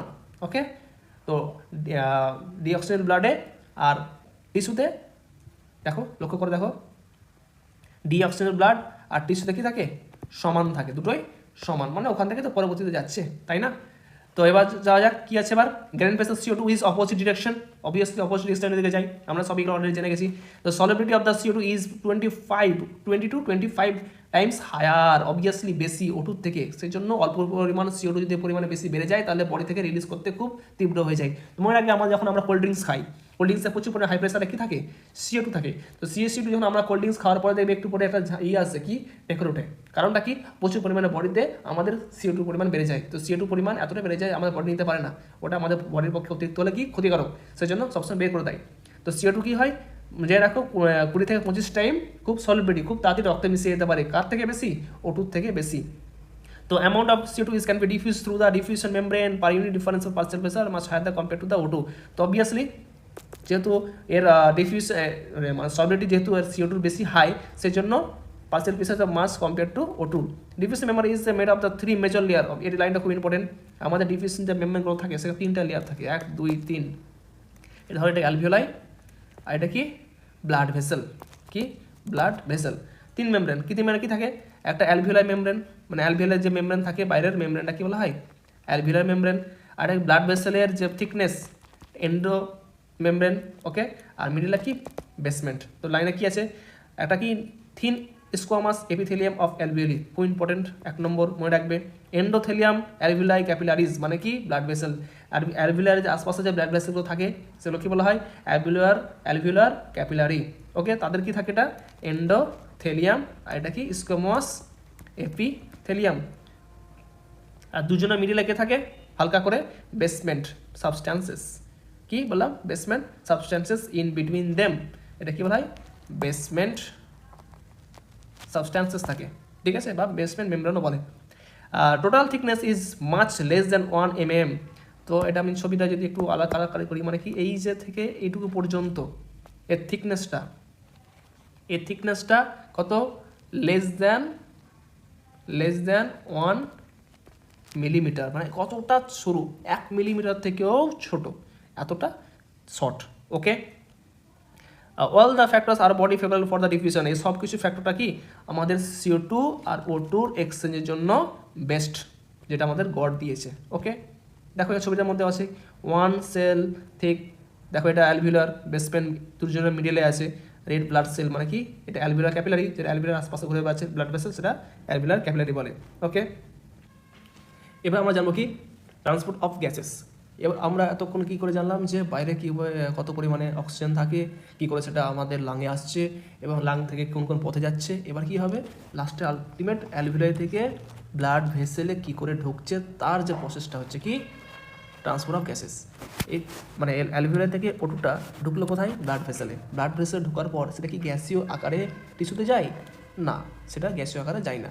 তো প্রসেসটা আছে কি, আমরা যেহেতু দুটো O2 ও CO2, সেটা একটা চার্টের আকারে আমি বলে দিচ্ছি কে কীভাবে যাচ্ছে। ওকে, তো O2 আরবিসির মাধ্যমে আমরা জানি আরবিসির মাধ্যমে O2 যায় কত পার্সেন্টেজ, 97%। এবং প্লাজমা, কি বললাম, প্লাজমা, ব্লাডে কি আছে, আরবিসি প্লাস প্লাজমা, তো প্লাজমাতে কত পার্সেন্টেজ যায় বলো, বাকি লিস্ট 3%। ওকে, তো অপরের দিকে CO2 কীভাবে রক্তের মাধ্যমে যাতায়াত করে, সে আরবিসির মাধ্যমেও যায়, কিন্তু সেটা 97% না, কত, নিয়ার অ্যাবাউট 20 থেকে 25%। প্লাজমার মধ্যে কত যায় মোটামুটি, প্লাজমার মধ্যে মোটামুটি যায় 7%। এবং বাকিটা কিসের মাধ্যমে যায় এক্সট্রা, ম্যাক্সিমামটা যায় বাইকার্বনেট আকার HCO3 মাইনাস, এইভাবে যায় কত পার্সেন্টেজ, নিয়ার অ্যাবাউট 70%। এবার কি, এটা খুব এই সবটার মধ্যে এই জিনিসটাই পুরোপুরিভাবে লেখা আছে, ঠিক আছে। তো আমরা এবারে জানবো যে আরবিসির মাধ্যমে কী করে যাচ্ছে, হাউ ইটস পসিবল, বলো আরবিসির মাধ্যমে কীভাবে যাচ্ছে, ঠিক আছে। তো আমরা জানি অবভিয়াসলি আরবিসিতে কী থাকে, হিমোগ্লোবিন। হিমোগ্লোবিন যখন অক্সিজেনের সাথে যুক্ত হয় তা কী বলা হয়, অক্সি হিমোগ্লোবিন। দেখো, অক্সি হিমোগ্লোবিন। হিমোগ্লোবিনের সাথে যখন কোনো কারণে CO2 যুক্ত হয় তা কী বলা হয়, কার্বামিনো হিমোগ্লোবিন। কি, carbamino haemoglobin, not carboxy haemoglobin. Very very remember, sorry very very not, obviously এটাকে মনে রাখবে। কি ইম্পর্ট্যান্টটা কোথায়, যে কার্বামিনো হিমোগ্লোবিন নয়, তো কী হবে, যদি সিওর সাথে যুক্ত হয়, কার সাথে, কার্বন মনোক্সাইডের সাথে যুক্ত হয়, তাহলে তাকে বলা হয় কার্বক্সি হিমোগ্লোবিন। তো কখনো কার্বক্সি হিমোগ্লোবিনকে CO2 সাথে যুক্ত করবে না। ওকে, মনে থাকবে। চলো, এটা হচ্ছে কি, এইভাবে আমাদের এইসব পার্সেন্টেজে আমাদের রক্তের মাধ্যমে O2 CO2 যানবাহন করে, যাতায়াত করে, ঠিক আছে। এবার আমরা স্পেশালি CO2 একটু O2 সম্বন্ধে জানতে চাই, চলেছি কি O2 ফেভারেবল কন্ডিশন। আমরা একটা মনে রাখবে, আর হিমোগ্লোবিনে O2, হিমোগ্লোবিনে একটা হিমোগ্লোবিন কটা O2 যুক্ত হতে হয়, ম্যাক্সিমাম 4টে। দেখো, হিমোগ্লোবিন ইজ রেড কালার, ওকে, কারণ কি, আয়রন পিগমেন্ট আছে, খুব ইম্পর্টেন্ট, আমরা সবাই জানি, না জানে জেনে নাও। প্রেজেন্ট ইন কোথায়, আরবিসিতে। O2 can bind the haemoglobin reversible manner, মনে রাখবে সবসময়। কেন রিভার্সিবল ম্যানার, কারণ যেমন Hb প্লাস O2 যেমন যুক্ত হতে পারে, আবার কি একে অপরে আলাদা হতে পারে, তাই একে অপরে কি রিভার্সিবল। ওকে, তাই কি ফর্ম করে, oxyhaemoglobin. Each haemoglobin molecule can carry maximum of 4 molecule of O2, কটা, 4টে, ঠিক আছে। রিমাইন্ড ভেরি ভেরি ইম্পর্টেন্ট, ভালো করে সব মনে রাখবে, হামেশা মনে রাখবে একটা জিনিস, কটা, 4 মলিকুল, কটা, 4।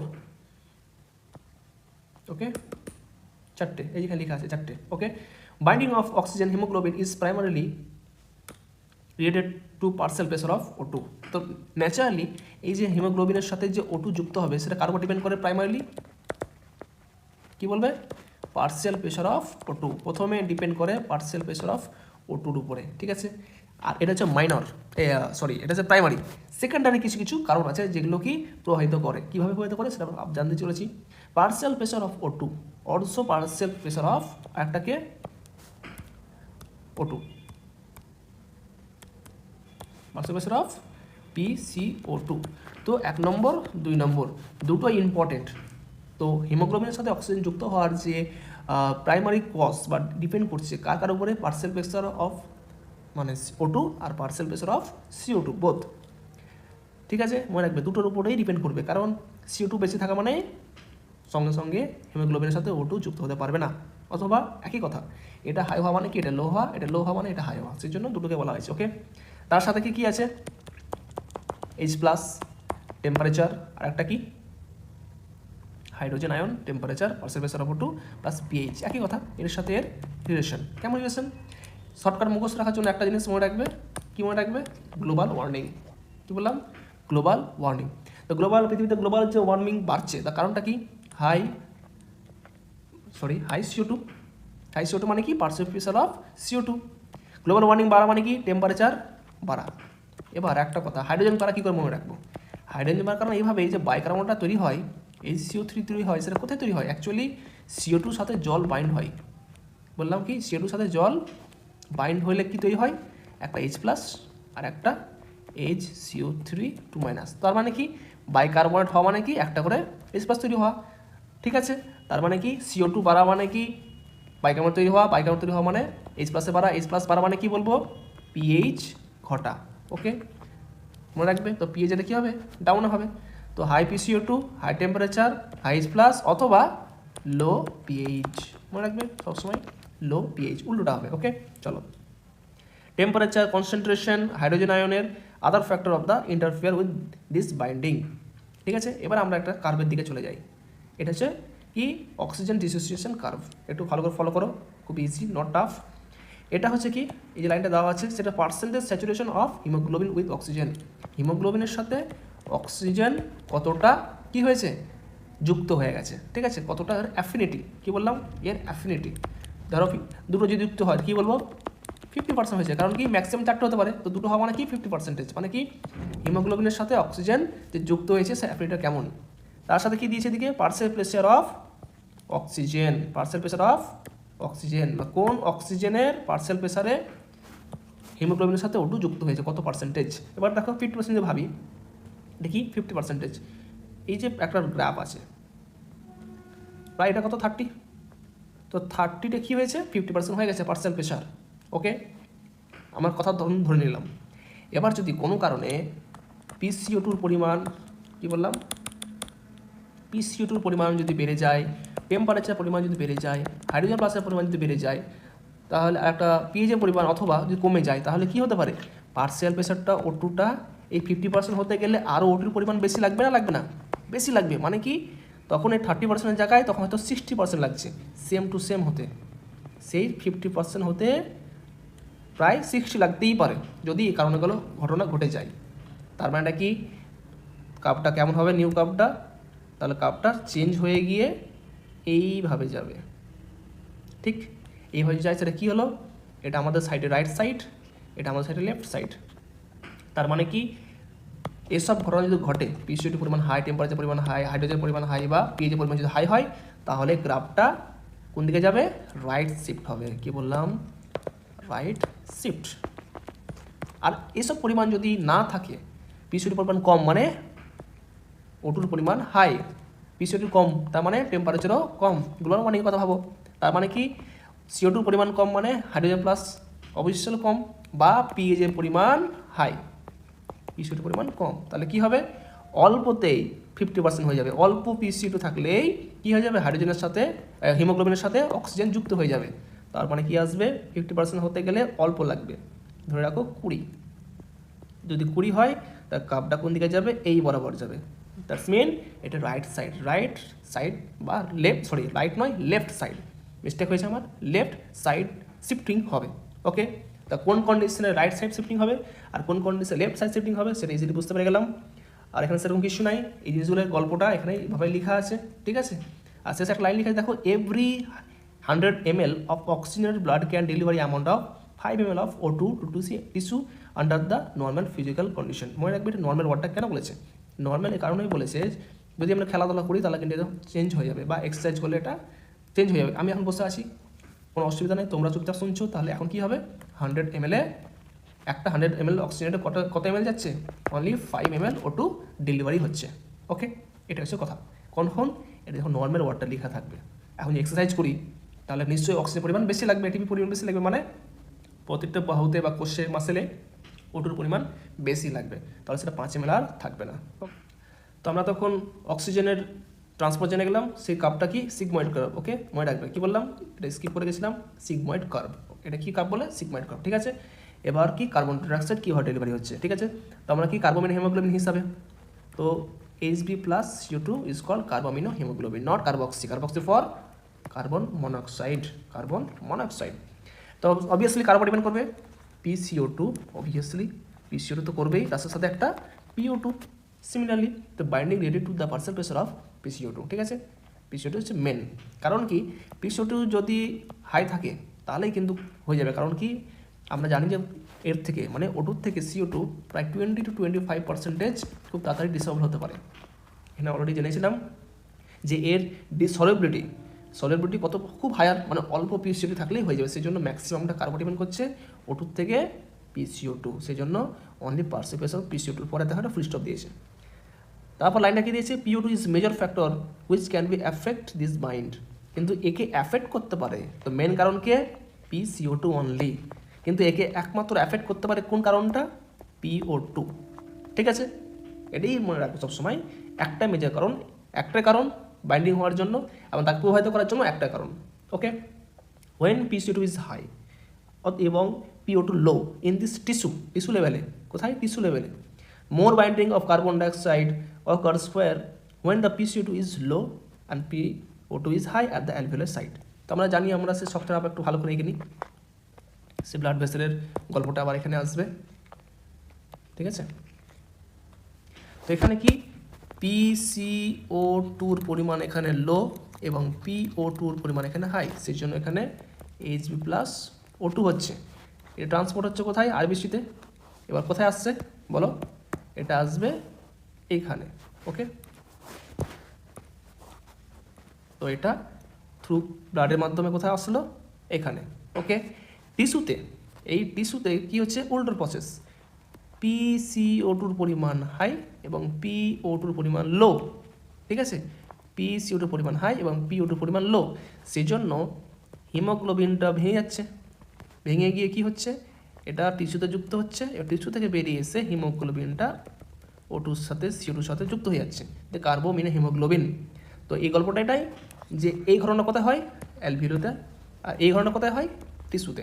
ওকে, চলো, form carbamino haemoglobin takes place. Okay, যে কারণে কার্বোমিনো হিমোগ্লোবিন কেন ঘটে? এই কারণটার জন্য ঘটছে, ঠিক আছে? তো CO2 is form the carbamino haemoglobin in from the tissue to deliver the alveoli. তো কী হলো? পরবর্তী এটা ডেলিভার হবে কোথায়? অ্যালভিওলোতে। ডেলিভারি হবে কোথায়? অ্যালভিওলোতে। RBC contain very high concentration of enzyme. তো এই যে ঘটনাটা ঘটছে কোথায়? আরবিসিতে যে একটা CO2 যুক্ত হবে, আরবিসিতে মানে কি আছে? মানে অ্যাকচুয়ালি হিমোগ্লোবিনে, সেই জন্য সহজে করতে পারে একটা এনজাইম লাগে। সেই এনজাইমের নাম কি? নাম কার্বনিক অ্যানহাইড্রেজ। কি নাম? Carbonic anhydrous. সে একটু আগে আমি তোমাকে বললাম, সেম ঘটনা এখানে লেখা আছে। CO2 প্লাস জল, কার্বনিক অ্যানহাইড্রেজ কি যোগছে প্রথমে? বাইকার্বনেট। ওকে, তো বাইকার্বনেট হওয়ার পর সেটা একটা এনজাইম আসছে, সেই এনজাইমটা কী করবে? এই ফর্মে আকারে ভেঙে দেবে। দেখো H+এর পরিমাণ বাড়ছে। তো অ্যাকচুয়ালি CO2 ফিক্সিং হওয়া মানেই H+এর পরিমাণ বাড়া, পাশাপাশি বাইকার্বনেট অলসো বাড়ছে। তো এই ঘটনা শুধু কি আরবিসিতেই হয় না? ইম্পর্টেন্ট লাইনটা দেখো এবার, যেটা আমরা স্কিপ করে যাই সেরকম স্কিপ করবে না। Same present in plasma 2। কী বললাম? Same present in plasma 2। তো এই ঘটনা প্লাজমাতেও ঘটে, ঠিক আছে? তো ইন বোথ ডিরেকশন মানে কি? Reversible process. তো অবভিয়াসলি রিভার্সিবল প্রসেস না হলে তো অ্যালভিওলাতে গিয়ে পরস্পর আবার হিমোগ্লোবিন প্লাস CO2 কি হতো? পরস্পর আলাদা হতে পারবে না। তো অবভিয়াসলি এটাও রিভার্সিবল প্রসেস। অ্যাকচুয়ালি হিমোগ্লোবিনের সাথে যাই যুক্ত হতো কেন, সবই রিভার্সিবল প্রসেস, ঠিক আছে? At the tissue site where the partial pressure CO2 is high due to the catabolism. Obviously এখানে পার্সেল প্রেসার CO2 পরিমাণ কেন? ক্যাটাবলিজম হয়। ক্যাটাবলিজম মানে কি? গ্লুকোজ, প্রোটিন, ফ্যাট, এগুলো কিসে ভাঙছে? কিসে? এখান থেকে পাইরুভিক অ্যাসিড থেকে ETS চক্রতে কি হচ্ছে? রেসপিরেশন হচ্ছে, সেই জন্য এখানে কি হয়? CO2 পরিমাণ বাড়ে, তার মাধ্যমে O2টা নিয়ে ভাঙছে এখানে, ঠিক আছে? তো ডিউ টু ক্যাটাবলিজম, প্রসেসটার নাম কি? ক্যাটাবলিজম। আর ফটোসিনথেসিসটা হচ্ছে অ্যানাবলিজম। অ্যানাবলিজম মানে কিছু গঠনমূলক, ক্যাটাবলিজম মানে কি? এটা ধ্বংসাত্মকমূলক, ঠিক আছে? তো CO2 ডিফিউজ করছে, অবভিয়াসলি ডিফিউশন প্রসেস 101বার বলেছি আমি, into the blood. Okay, RBC and plasma. দেখো আরবিসি অ্যান্ড প্লাজমা, আরবিসি থাকলেও প্লাজমা, অ্যাকচুয়ালি ব্লাড কিনে গঠিত, আরবিসি, ডাব্লিউবিসি, প্লেটলেটস, এগুলো কি? Form element plus plasma. Okay, plasma থাকে 55%, দেখবে চ্যাপ্টারে আছে, এটা 45%।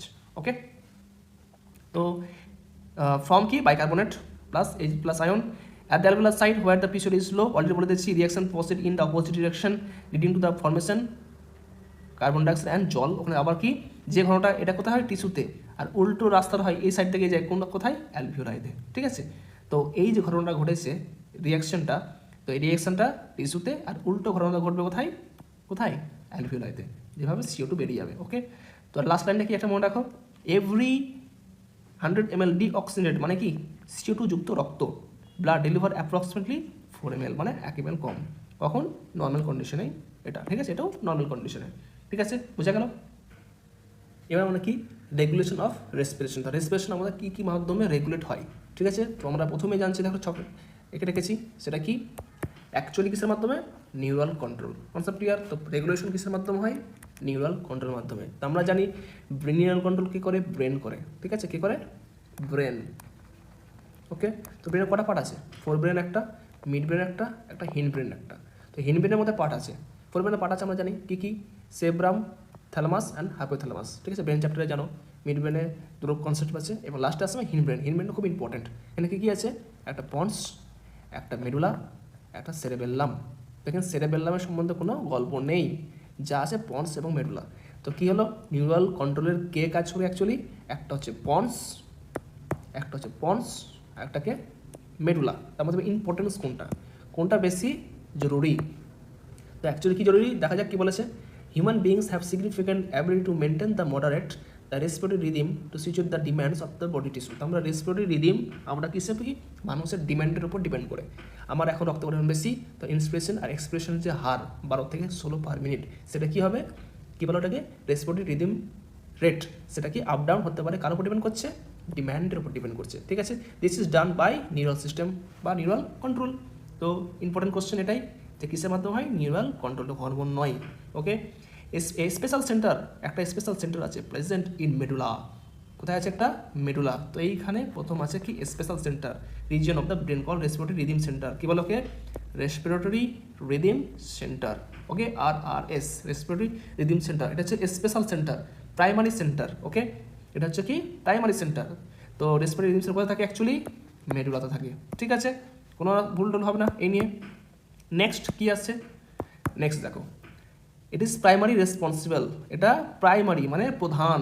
এবার কি সব কিছু প্রধান থাকলে কি এটা তার নিচে একটা সাব প্রধানও থাকবে, একটা ছোটোখাটো পার্টির নেতাও থাকবে। ওকে, প্রাইম মিনিস্টার, তারপর যেমন CM, সেরকম এখানে প্রাইমারি। তো সেকেন্ডারি কারা?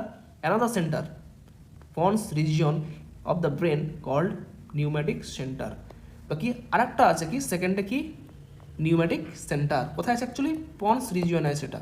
তো নিউম্যাটিক সেন্টার হচ্ছে কি, কী করতে পারে এর কাজটা? এর কাজ হচ্ছে মডারেট দ্য ফাংশন।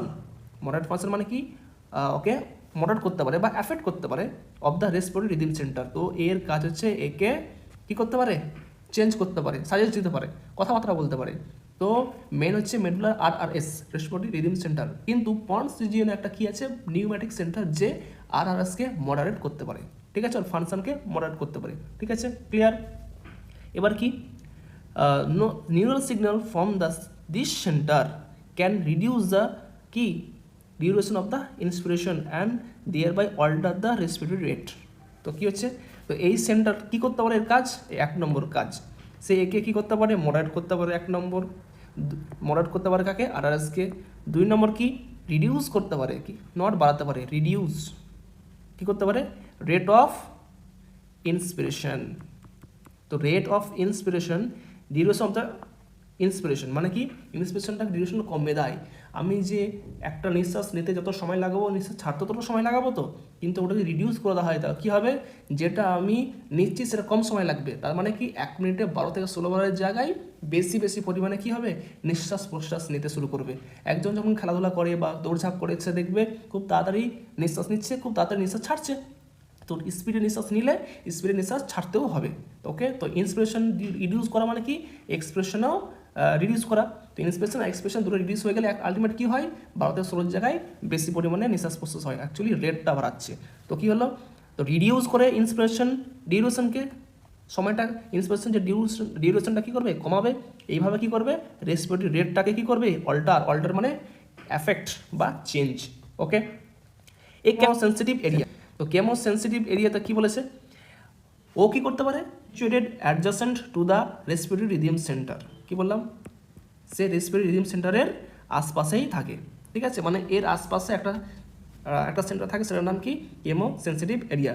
তার কাজ কি, highly sensitive two CO2 and H+ ion বা হাইড্রোজেন আয়ন।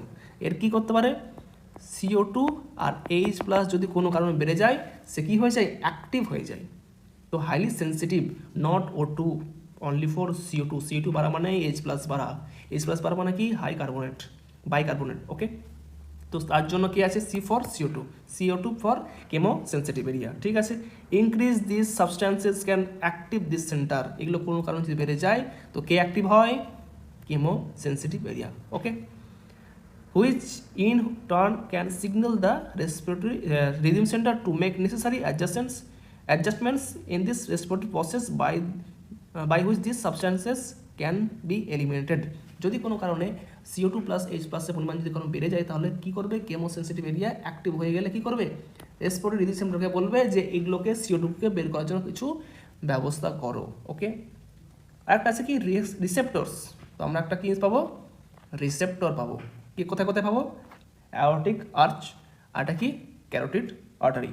এই এরা কি করে, is also recognise the change CO2 plus H plus. তো সেম এরাও কাজ কি, CO2 H পরিমাণ ক্ষেত্রে কি এরাও অ্যাক্টিভ হয়ে যায়। এরা জানতে পারে কোন কার মাধ্যমে জানি কোন রিসেপ্টর সে কোথায় প্রেজেন্ট থাকে, অ্যাওরটিক আর্চ এবং ক্যারোটিড আর্টারিতে। এরা কি করতে পারে, CO2 আর H প্লাসের যে চেঞ্জ, কি বললাম চেঞ্জ, সে চেঞ্জটাকে কি করতে পারে, ধরতে পারে। সে ধরে কি করবে, সে একই কাজ আর আজকে সিগন্যাল পাঠিয়ে বলবে কি এটাকে বের করার ব্যবস্থা করো। ঠিক আছে, তো রেসপিরেটরি সে কী করবে, send necessary signal to the আর মানে রিডিম সেন্টারে ফর রিমিডিয়াল অ্যাকশন, মানে সেম কাজ। ওকে, আর লাস্ট লাইনটা খুব ইম্পর্টেন্ট লাইন। সে লাস্ট লাইনটা কী বলেছে দেখো, লাস্ট লাইনটা আমরা স্কিপ কখনো করতে পারবো না। The role of oxygen in this regulation, এতক্ষণ দিয়ে কী বললাম, নিউরাল রেগুলেশন। তো এখানে এতক্ষণ দ্বারা CO2 H প্লাসের গল্প শুনতে পেয়েছি, কিন্তু the role of oxygen in the regulation of respiratory rhythm is quite insignificant. ঠিক আছে, ইনসিগনিফিকেন্ট। তো কি অক্সিজেনের কিন্তু রোল এখানে খুব একটা কি না, সিগনিফিকেন্ট নয়, কোয়াইট ইনসিগনিফিকেন্ট। ঠিক আছে, মনে রাখবে লাইনটা। এখানে এতক্ষণ ওটুর কোনো গল্পই নাই, তো রেগুলেশনে ওটু খুব একটা কি হয় না, কার্যকরিতা নয়। ওকে, লাস্টে আজকে আমরা কিছু ডিসঅর্ডার, এতক্ষণ যা করলাম ডিসঅর্ডার। ঠিক আছে, ডিসঅর্ডার কি, তো বড় করে দিই। ডিসঅর্ডারের কারণ কটা আছে, একমাত্র অ্যাজমা, একটা আছে এমফাইসেমা, আর কি অকুপেশনাল রেসপিরেটরি ডিসঅর্ডার। ঠিক আছে, তো অ্যাজমা কি, ডিফিকাল্ট টু ব্রিদিং, কি আছে প্রথম লাইনটাই খুব important, difficult to breathing. 1 number causing কি, উইজিং, উইজিং মানে কি কাশি। ঠিক আছে, due to inflammation of bronchi and bronchioles, important সব কটাই। এমফাইসেমা কি, chronic disorder, important. Which alveolar walls were damaged, alveolar wall damage কোন রোগের মাধ্যমে হয়, এমফাইসেমা।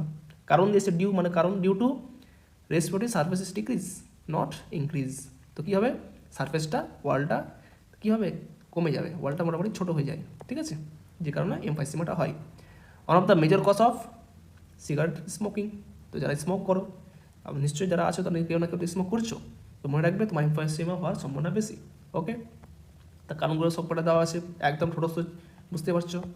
আর লাস্টে কী আছে, অকুপেশনাল রেসপিরেটরি ডিসঅর্ডার। অকুপেশন মানে কি, যে যা কোনো জায়গায় কেউ কাজ করছে, পেশাধারী, পেশা করতে করতে কোনো একটা কাজ করতে করতে এই ঘটনা যখন ঘটে, তাদের মধ্যে এই ডিসঅর্ডার চলে আসে লাগে। কি, ইন সার্টেন ইন্ডাস্ট্রি, কোথায় ওটা ইন্ডাস্ট্রি, স্পেশালি কোথায়, ইনভলভিং দ্য গ্রেন্ডিং স্টোন ব্রেকিং, যেখানে তোমার স্টোন মানে কি, ওটাকে ভাঙাচোরা কাজ যেখানে ঘটনা ঘটে।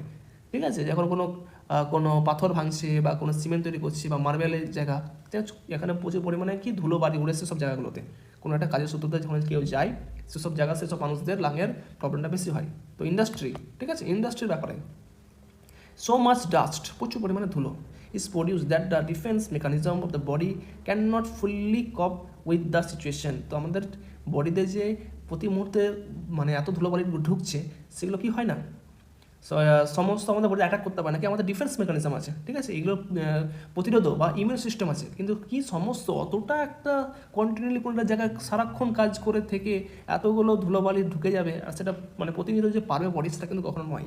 একটা লিমিট আছে, লিমিট ক্রস হয়ে গেলেই এইসব ঘটনা ঘটে। ঠিক আছে, তো লং এক্সপোজার, ইম্পর্টেন্সটা কি লাইনটা, লং এক্সপোজার। কারণ লং মানে কথাটা কেন ইউজ করা হয়েছে, যারা দীর্ঘ, আমি একদিন গেলাম আমার কিছু হবে না, কিন্তু যারা সারা দিন রাত তখন কাজকর্ম করছে, তারা 24 ঘন্টা ডাস্ট তাদের বডি থেকে ইনপুট হচ্ছে, কত করবে বডি ভাবো।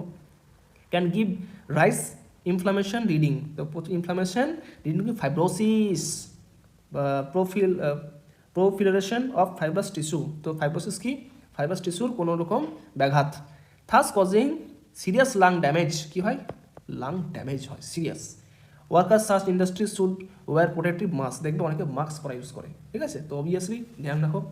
তো খুব ইম্পর্টেন্ট, ওটাই ভালো করে মুখস্থ, লাইনগুলো সব মুখস্থ করবে। তো ভালো লাগলে লাইক করো, সাবস্ক্রাইব করো অবভিয়াসলি, আর চ্যানেলটা ভালো লাগলে কমেন্ট করো, যাতে কোনো কারো যদি কোনো ক্লাস দরকার হয় সেটা আমাকে জানাও, সেভাবে আমরা চেষ্টা করবো তোমাদেরকে দেওয়ার। ঠিক আছে, best of luck, thank you.